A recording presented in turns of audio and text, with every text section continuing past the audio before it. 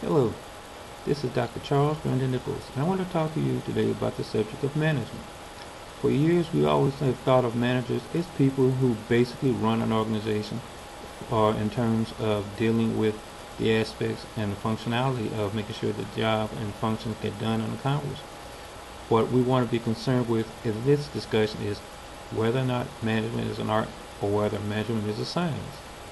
I make the contention that when you look at management, you often are dealing with people, which means you're dealing with different personalities, you're dealing with different backgrounds, you're dealing with other various human traits and characteristics, which may or may not be something one as the manager is familiar with, because of the fact that you have that X factor or that constant uncertainty in dealing with individuals.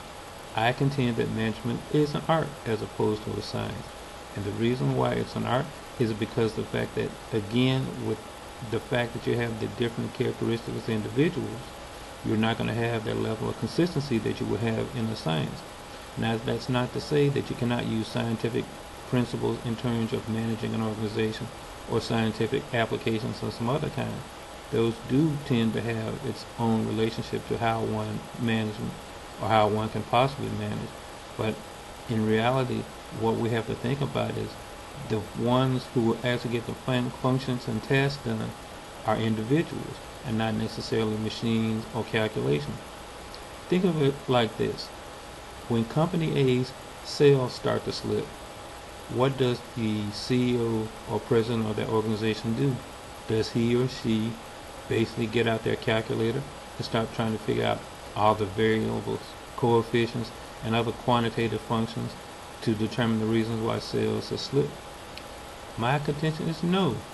That individual usually gets on the phone or meets with the vice president and or president of marketing, whoever that function falls under, and has to talk with them to let them know either you get sales up to where they need to be, or we may be looking for a new person to run their department. And that's not in all a bad thing, but I want to make the distinction that as we think about management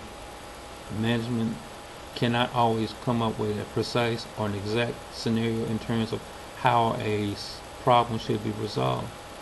My friends who are quantitative people will tell you for the most part that being a good statistician or a good quantitative individual can help make your organization run functional, profitable, and all those wonderful things.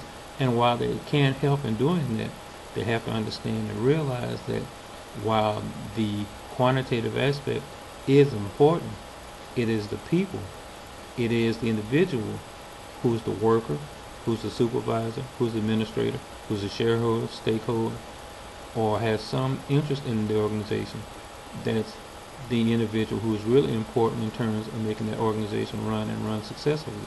So as you learn the art of management and the art of dealing with people, you tend to find that you'll have a much more happier, longer, and successful career, because management, for the most part, is an art and not a science. Thank you.